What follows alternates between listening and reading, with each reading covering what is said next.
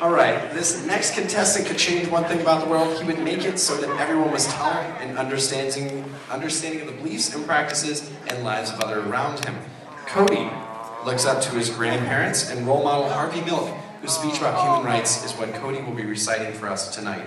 Cody, come on up.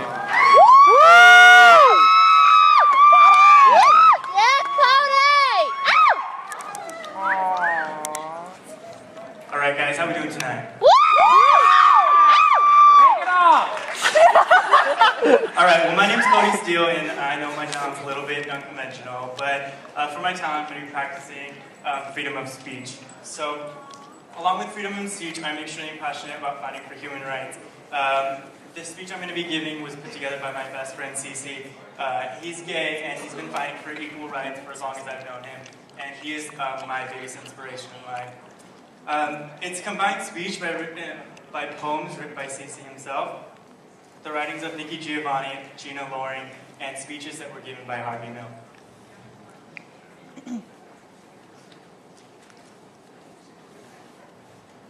Somewhere out there, there's a gay child that wants to come out. I want to see this child. I want to hear this child. I want to speak to this child. I want to tell this child that it will be okay. You will survive. And somewhere out there, there's an activist that stands up and shouts, "Fight for your rights. Fight for your rights as a human being." That same activist comes up to me and whispers in my ear, "A utopia, a wonderment of a land where we were all truly created equal." That same activist remembers being an old Jewish woman muttering in Yiddish as her name is replaced by a number on her arm. They remember being a little Japanese girl screaming as her life and city around her evaporate in a flash of light.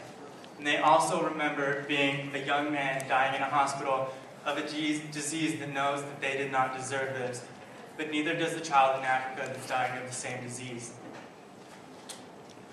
You see, there's a major difference, and it's a vital difference between a friend and a gay friend, as a friend in office and a gay person in office. Gay people have been slandered nationwide. We've been tarred and brushed with the picture of pornography. We're the red sequin thong at a gay pride parade. We are the down-low brother that's searching the streets for his next trick. And we're the party monster that dances to Mariah Britney seemingly at no provoke. Like every other group, we are judged by our leaders and those who are gay also. For we remain invisible. And invisible, we are a myth. A person with no parents, we have no brothers, we have no sisters. We have no straight friends, and we don't hold any important positions in society because it is a tenth of the nation composed of stereotypes that would be seducers of children.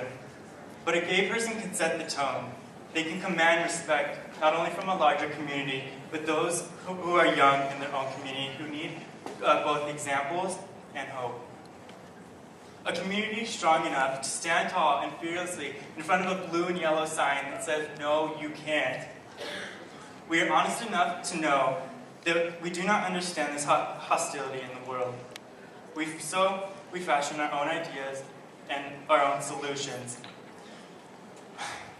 So that one day, we always know that you must feel with this, you have to think with this, and no matter what, you never fight with this. We are all alive to the possibility and will continue to invent the future through our blood and tears, despite what City Hall has to say. Somewhere in Des Moines and San Antonio, there's a young gay person that suddenly realizes that they are gay. They know that if their parents find out, they will be tossed out of the house. Their classmates will torment this child mercilessly. And the Nita Bryants, the John Briggs, the Billy Grahams, and the Jerry Falwells are doing their part on TV to let the people know that California got it right. And that Maine got it right too. That child has several options: staying in the closet or suicide. And then one day, the child might open a paper that says, "Homosexual elected in San Francisco." And then there are two new options. The child can move to California and live their life, or stay in San Antonio and fight. 2 days after everything, I got a phone call. The voice was quite young. It was from Altoona, Pennsylvania, and the person said, "Thanks. And you've got to elect gay people so that thousands upon thousands like that child know that there is hope. There is hope for a better world. There is hope for a better tomorrow. Without hope, not only the gays, but those who are blacks, the Asians, the disabled, the seniors, the us's. Without hope, the us's give up. I know that you can't live on hope alone, but without it, life's not worth living. And you, and you, and you, and all of you have got to give them hope. Thank you.